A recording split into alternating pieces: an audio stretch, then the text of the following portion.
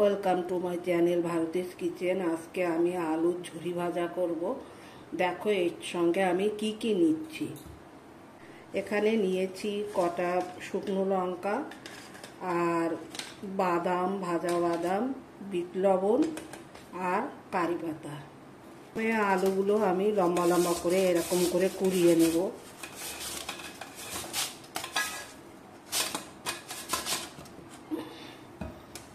দেখো এরকম লম্বা লম্বা হবে। আলুটা কোরানো হয়ে গেছে, এবার আমি এটা জল দিয়ে ধুয়ে নেব। জলটা দিয়ে দিচ্ছি, ভালো করে ধুয়ে নেব। এই আলুর মধ্যে যে স্টার্চগুলো থাকে না, ওইগুলো থাকলে আলুটা কালো হয়ে যাবে, তাই এমনভাবে ধোবো যাতে সাদা জল যতক্ষণ না বেরোবে।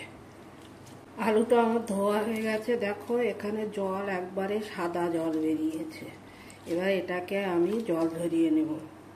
আলুগুলো আমি এরকম চেপে চেপে এর মধ্যে দিয়ে দিচ্ছি, জলটা ঝরে যাবে। এবারে আমি পেপারের উপরে আলুগুলো ছড়িয়ে দিচ্ছি, দিয়ে একটু হাওয়ায় শুকিয়ে নেব।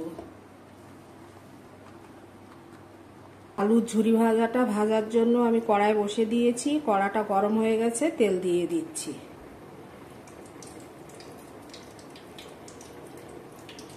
এটা ভাজার জন্য একটু বেশি তেল লাগবে এবং খুব হাই হিট করে নিতে হবে। তেলটা গরম হয়ে গেছে, আমি আলুগুলো দিয়ে দিচ্ছি। দেখো ঠিক এরকমই হবে। আলুগুলো এবারে ভাজতে হবে ভালো করে।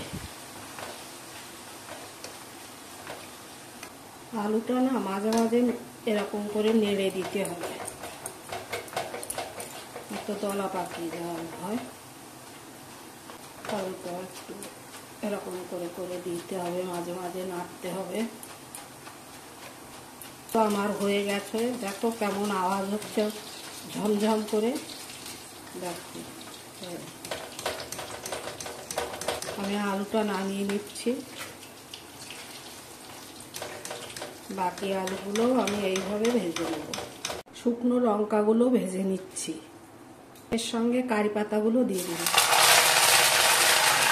কারি পাতাগুলো হয়ে গেছে, আমি নামিয়ে নিচ্ছি।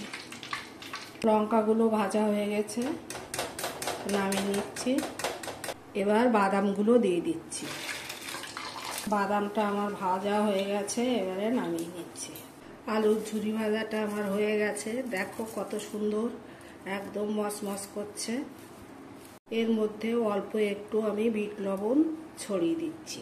তো তোমরা এরকম পেপারের মধ্যে রেখে এক সপ্তাহ খেতে পারো। এই দেখো আমি রেখে দিচ্ছি, তোমরাও এইভাবে এয়ার টাইট করে বেঁধে রেখে দেবে।